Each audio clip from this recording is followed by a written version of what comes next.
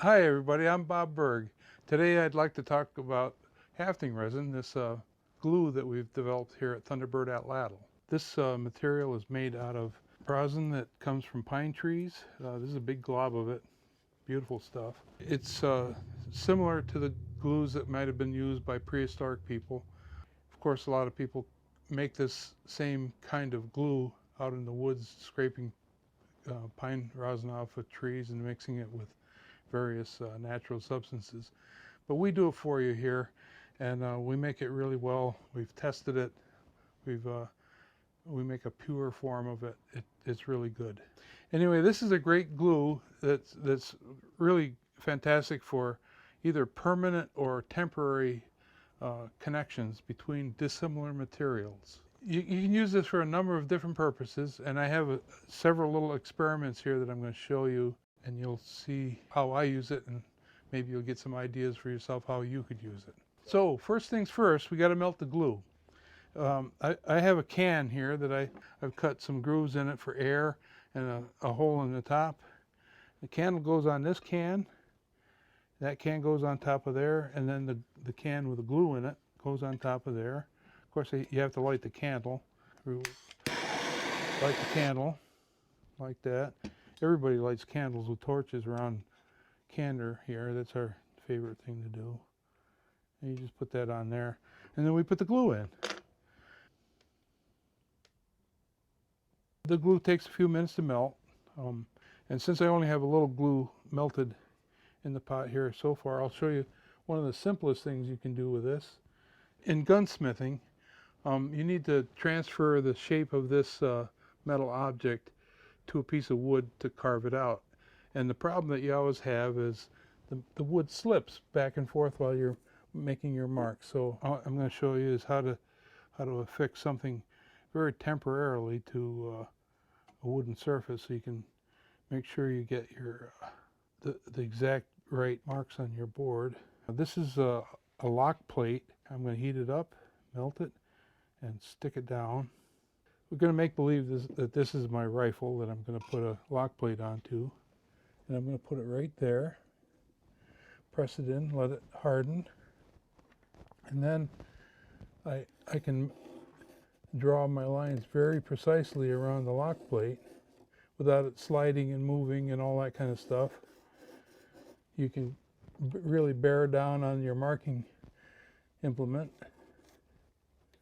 and therefore get all the measurements perfectly correct. And to get this off the surface, just break it off, and this glue right here will scrape off. It doesn't even leave residue on there very much.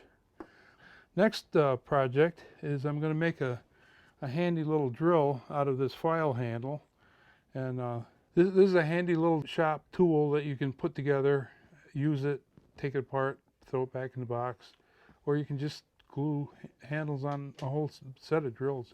It's easy, it's cheap. Put the glue inside that little hole right there, and now when that hardens, it's just a temporary way to use a drill by hand. You can drill something with your own hands like this. You don't need a drill press to drill a small hole. You can drill holes in things like leather or, say, a piece of wood. You just drill it like this. It's in there solidly enough so it works pretty well.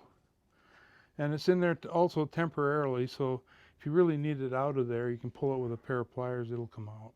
This glue is good to use for this purpose because if you use epoxy or something like that, you can't get your drill bit out. You can't reuse the handle. This drill bit, basically I could take a pair of pliers and just pull it out of there and it'll come out, you know. And anyway, a handy little tool. The next project is how to use our hafting cement as a dop. You know, when jewelers work with stones, you need a handle so you can grind it or drill a hole in it or something like that. And basically, you just glue it together like that. And generally, you want to kind of form the glue against the stone to make a little fillet like that. And you let it harden, and you can use the buff or grind or whatever. And when you're done with it, it's easy enough to break it off, and you know the glue cleans up really easily.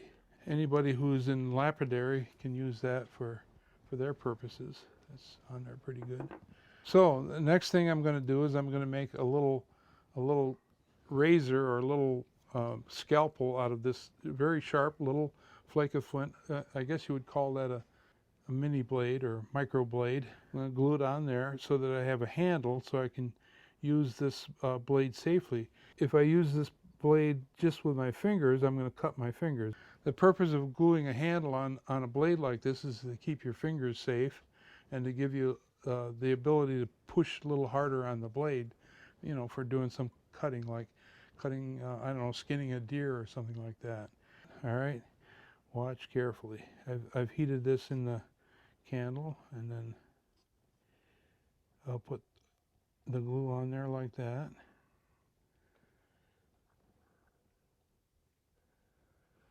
Give it a little time to set. I'm going to press the blade very tightly into the glue to make sure that it's stuck. So now, when it's set, and it's already set, I think, now you can cut things with it. What can I cut? I think I can cut paper with it. Try it with it. I could probably skin a deer with that. Pretty sure I could. I'll set that down here with my other projects. So the next thing I want to talk about is hafting a hammer handle into a head. And basically what I do is I carve the wood to the shape. I don't happen to have a hammer head here that I need to haft, but I basically carve this so it almost fits into the slot. And basically I'll dip this into the glue, heat up the hammer head a little bit, you know, so you can still warm, but you can still hold it, and push the hammer head on there, and then you pound your wedges into the top, and now you have something that fills the space between the wood and the metal, and it gives you a really tight fitting hammer head. If they become a little bit loose, you can actually heat the hammerhead with a torch or in a fire, and it'll melt the glue. It reattaches itself anytime that you reheat it and put the two pieces together. So all you Vikings out there, you want to drink out of your a dirty old cow horn. After you get it all smoothed up and stuff like that, you want to make a clean, smooth surface on the inside. You just take your glue and you pour it in here like this. You rotate it around. It's got a nice clean surface in there. Our glue is non-toxic. That makes this nice and clean. You can put beer or wine or something into your horn and drink it safely. Cheers.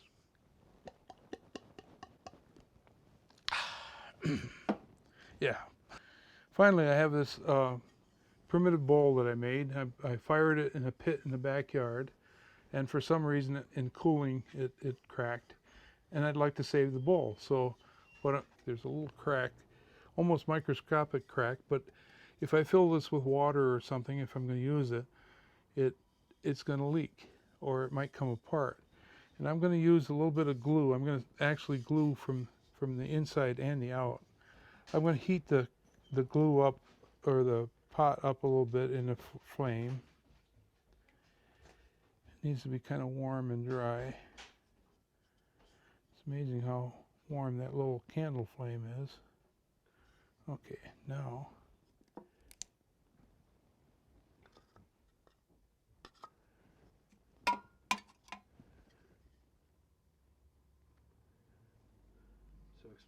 what are you doing? So I'm just rotating the glue so it lines the inside of the pot, and it's also covering that crack.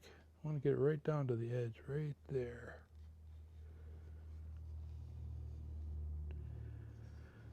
And then, just for the fun of it, I'm going to put glue in the rest of it. This is all the rest of the glue that I'm using right now. I'm going to rotate the pot around and let the glue stick all over the whole inside of the surface, and it'll make it nice and waterproof, and it also will fasten that crack together. And so the whole inside of that pot is now lined with glue, and I'm going to pour the remainder back into the glue pot. I think that's nice and smooth. So I'm going to go over and get some water. I'll be right back, and don't go away.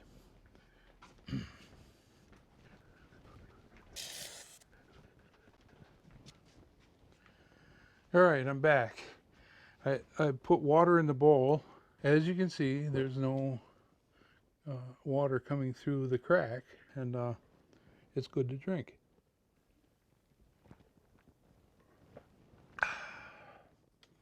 A lot of people would say, why can't you just use epoxy instead of this glue? Well, number one, epoxy is toxic. Number two, you can't re-stick epoxy. After you break an epoxy joint, that's the end of it. You have to scrape it all off and get new epoxy. But this glue, you can re-glue things, you know. And it's non-toxic. You can use it to line items that you're going to drink out of, and you know, if you make eating utensils using it, that you're not going to be poisoned by it. And I don't know, there's a lot of good reasons to use our pine rosin glue. It isn't good for everything, but it's good for what it's good for. Thanks for watching, and you can get our glue at www.thunderbirdatlatl.com.